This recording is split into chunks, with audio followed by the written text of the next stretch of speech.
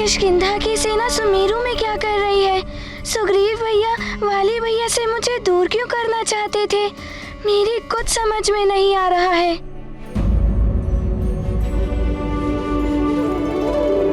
पिताश्री,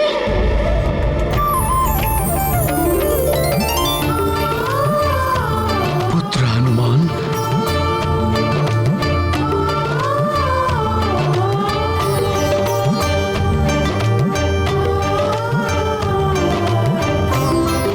पुत्र हनुमान, तुम्हारे आलिंगन से सुखद मेरे लिए क्या हो सकता है? मंगल कर घर आए हनुमान, पिता मिलन आनंदित उन्मन। गृह आगमना महासुखारी, नेत्र मुदित निज लाल निहारी। मातु पिता से मिलन सुयोग, प्रेम प्रबल ममता कर योग। भरी आए जल व्याकुल नैन, मन प्रबोध नहीं निकरत बैन। पिताश्री, मेरे लिए भी आपके साथ से अधिक बहुमूल्य और कुछ भी नहीं है। हनुमान,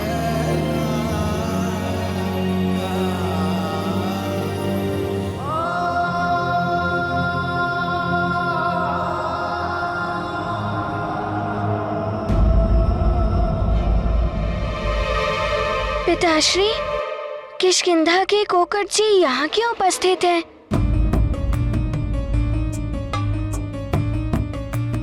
और उनकी सेना भी दिख रही है।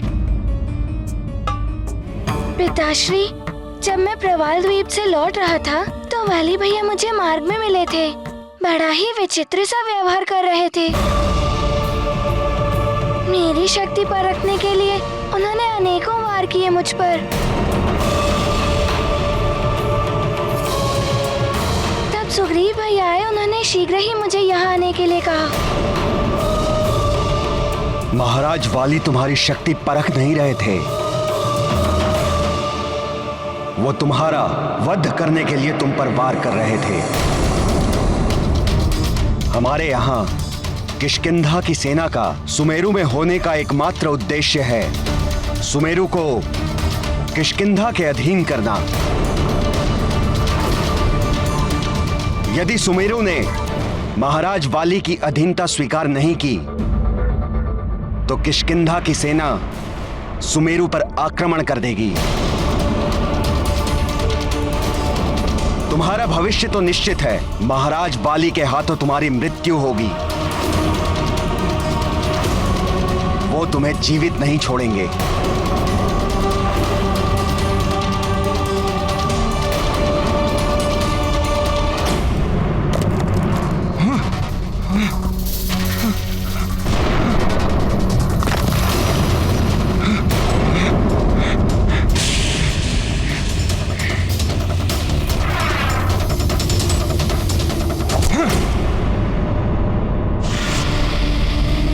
हनुमान मरकट, मैं तुम्हें जीवित नहीं छोड़ूंगा।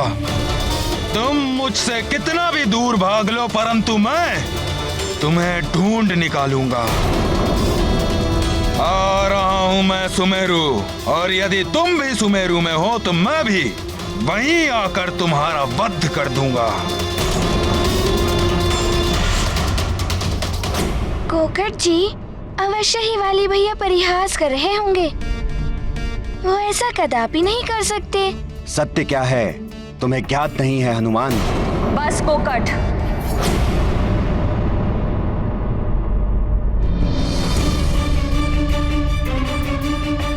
हनुमान को ज्ञात कराने की कोई आवश्यकता नहीं। महारानी अंजना। कोकट,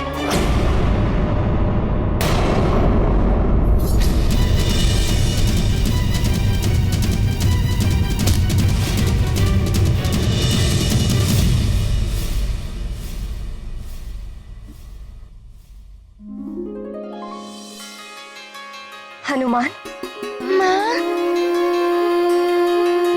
माँ, माँ, मेरा लाल।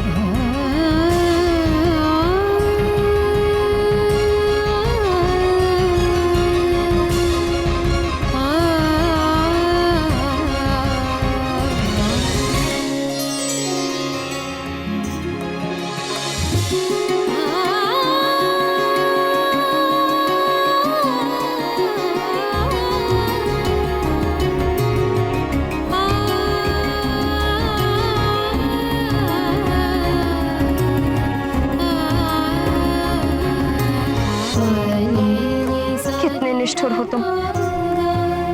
तुम्हें ज्ञात है ना, तुम्हारी माँ तुम्हारे बिना नहीं रह सकती। फिर भी तुमने संदेशा तक नहीं भिजवाया अपनी कुशलता का। माँ, आपके बिना तो हनुमान भी नहीं रह सकता। यदि मेरा बस चले तो मैं आपके आंचल से कहीं भी दूर नहीं जाऊं। मेरे लाल,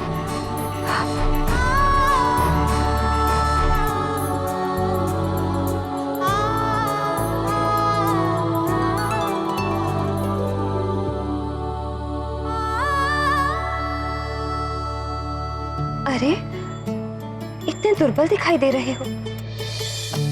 प्रतीत होता है भोजन नहीं किया तुमने इतने दिनों। नहीं माँ, ये तो आपकी ममता भरी दृष्टि को लग रहा है कि मैं दुर्बल हो गया हूँ, किंतु जैसा हनुमान पहले था वैसा ही है। बस बस, चलो आज मैं तुम्हें अपने हाथों से भोजन बनाकर खिलाऊंगी। तुम पहले जाओ और स्नान कर। आज तो बड़ा ही आनंद आएगा। माँ बनाएंगी पकवान, जी भर खाएगा हनुमान। माँ बनाएंगी पकवान, मन भर खाएगा हनुमान। मैं जानती हूँ आप सबके लिए मेरा पुत्र एक योद्धा है, रक्षक है, संकट मोचन है, सुमेरु का युवराज है। किंतु एक माँ के हृदय से पूछे,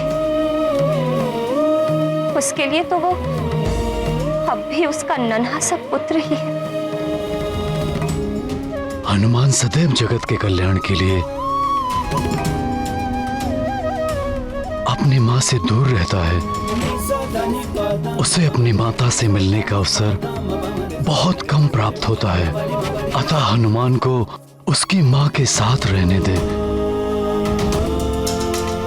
उसे इस प्रकरण से दूर रखें।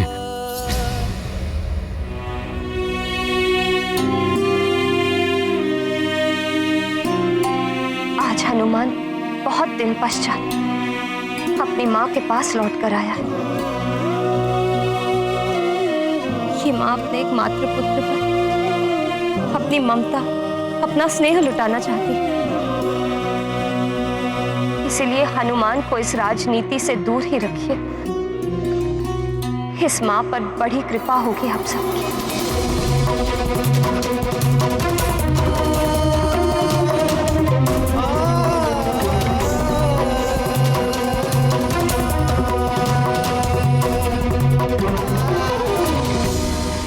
माँ की ममता ऐसी ही होती है। भले ही पुत्र जगत के संकट हरने वाले संकट मोचन महाबली हनुमान ही क्यों ना हो, माँ की दृष्टि में तो पुत्र सदैव अबोध बालक ही होता है। पुत्र भले ही बड़ा हो जाए, किंतु माँ का निस्वार्थ प्रेम, पुत्र की कुशलता की चिंता सदैव ऐसे ही बनी रहती है जैसे बाल्यकाल में बनी रहती थी। माँ की यही कभी ना क्षय होने वाली ममता उन्हें देवताओं से भी उच्च स्थान पर स्थित करती है। अतः कभी माँ का अनादर नहीं करना चाहिए। जब तब व्रत से अवश्य पुण्य मिलता है, परंतु उससे भी अधिक पुण्य मिलता है माँ की सेवा से। खीर तैयार हो गई? हो रही है महारानी जी। सुगंध तो बहुत अच्छी आ रही है। इसमें मैं थोड़ा और मेवा डाल देती हूँ। अच्छा अब इसे कुछ क्षण तक ऐसे ही चलाते हैं और फिर शीतल करने के लिए रख देना, ठीक है? जी। अरे अरे, लड्डू नहीं बने अभी तक। शीघ्रता से हाथ चलाओ। हनुमान स्नान करके आता ही होगा, उसके आने से पूर्व लड्डू बन जाने चाहिए। चलो मैं भी मदद करती हूँ।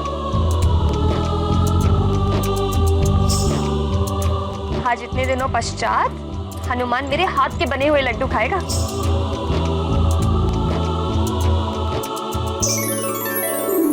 अरे, ये आम फल ऐसे क्यों पड़े हैं? इनका आमरस कब बनाओगे तुम? चलो शीघ्रता से बनाओ। आप चिंता मत कीजिए महारानी जी, आमरस मैं बना दूं। अंजना, रसोई मैं संभाल लूंगी। हनुमान स्नान कर चुका होगा, तुम जाओ उससे जाकर सज्जित करो। बालकों को अपनी माँ के हाथों से सज्जित होने में बड़ा आनंद आता है। जी माँ।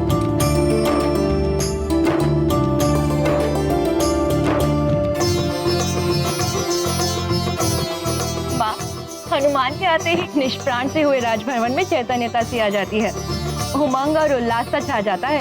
हाँ माजरिका, और अंजना का उल्लास तो देखने योग्य होता है। आशा है इस बार अंजना को हनुमान पर अपनी ममता लौटाने के लिए अधिक समय मिल जाए। निश्चित निश्चित ही वो मरकट सुमेरु गया होगा, परंतु मैं तुम्हें छोड़ूंगा नहीं।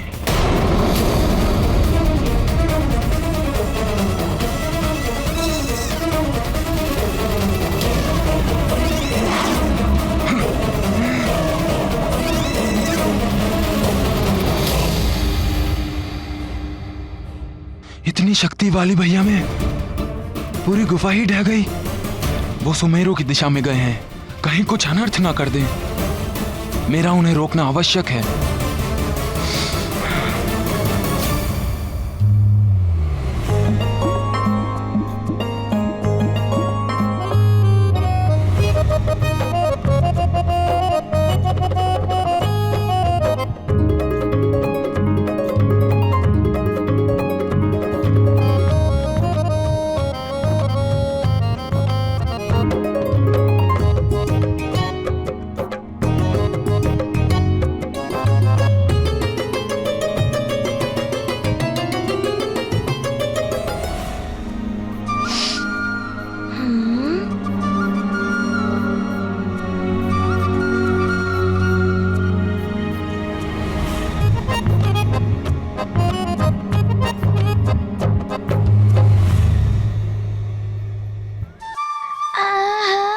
कैसी सुगंध! भोजन की? नहीं,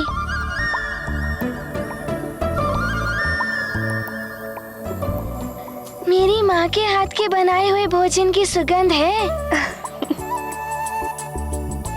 माँ, अब तो एक क्षण भी नहीं रुका जाता। बहुत भूख लगी है। अभी भोजन परोसती हूँ।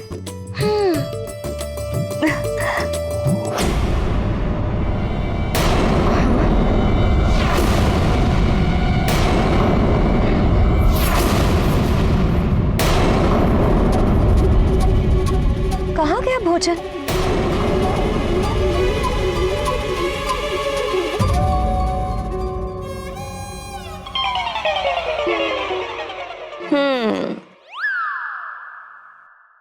तुमने किया ना?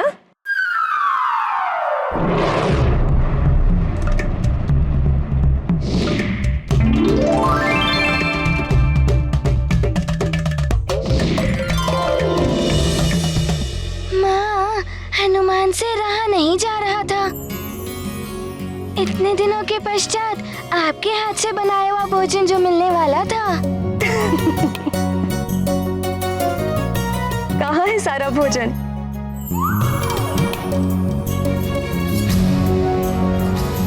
सखा,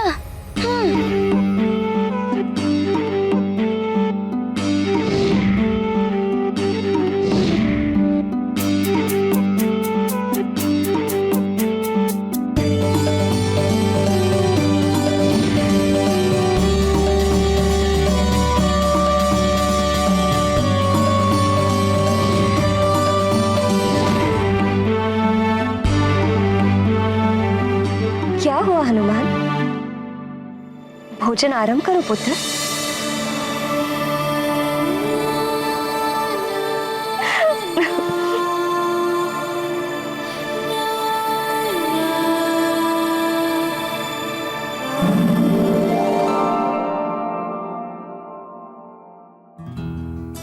ये पहला ग्रास चिड़िया का। आनंद, अति आनंद माँ। ये द्वितीय ग्रास गैया का। गौरी की गैया का।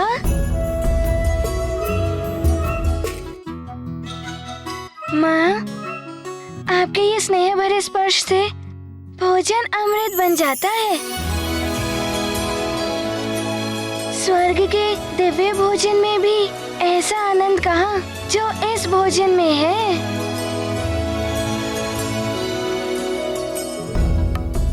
और ये ग्रास माँ के लिए हनुमान का। और ये ग्रास हनुमान के लिए माँ का। हाँ? ये क्या हो रहा है?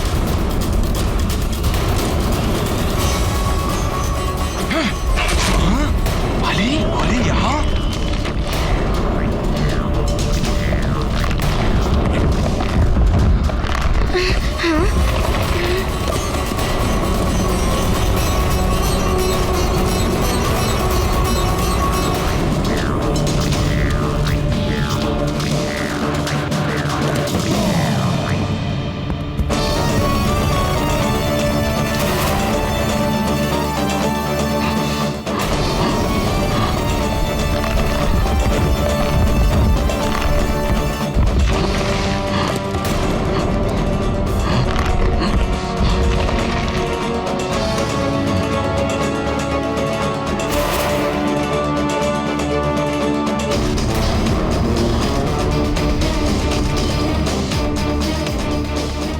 धरती में कैसा प्रकंपन हुआ?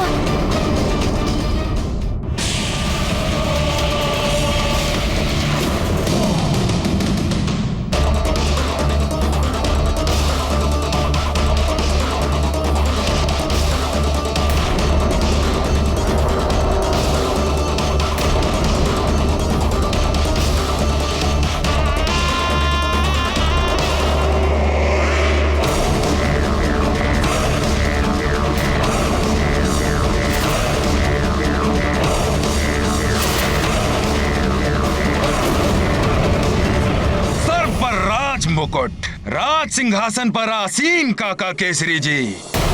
इसका अर्थ ये हुआ कि मुझ महानतम वाली के आदेश की अवज्ञा हुई है आपके सुमेरु की राजसभा में।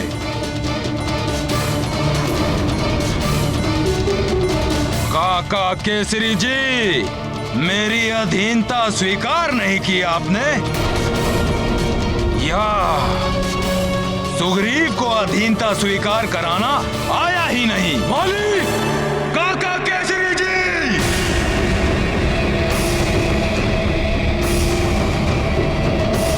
स्वर मध्यम।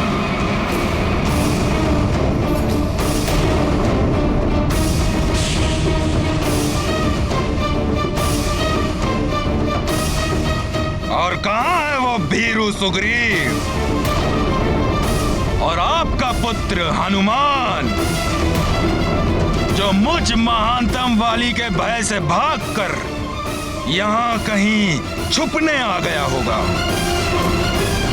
माँ, अवश्य ही कोई अनहोनी घटी है। माँ, मैं अभी जाकर देखता हूँ। किंतु हनुमान, कहाँ छुप कर बैठा है हनुमान? और वो सुग्रीव जिसके लिए उस हनुमान की मित्रता मुझ महानतम वाली के आदेश से भी बड़ी हो गई है। ऐसा नहीं है भैया।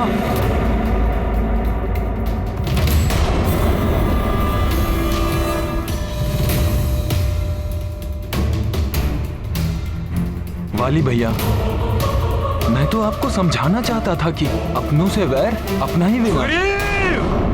मुझ महानतम वाली के आदेश का उल्लंघन कर कर मुझे ही समझाओगे तुम? ये इतना साहस आया कहां से तुम में? भैया मैं तो बस! मेरे आदेश की अवहेलना करने का दंड मिलेगा तुम्हें। दंड मिलेगा तुम्हें।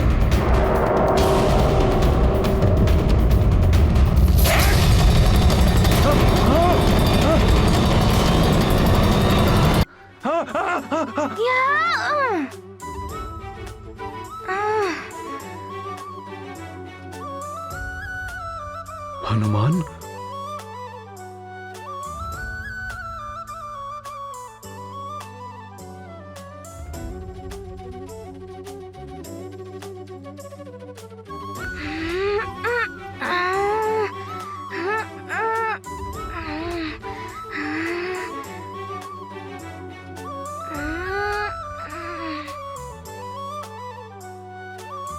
हाँ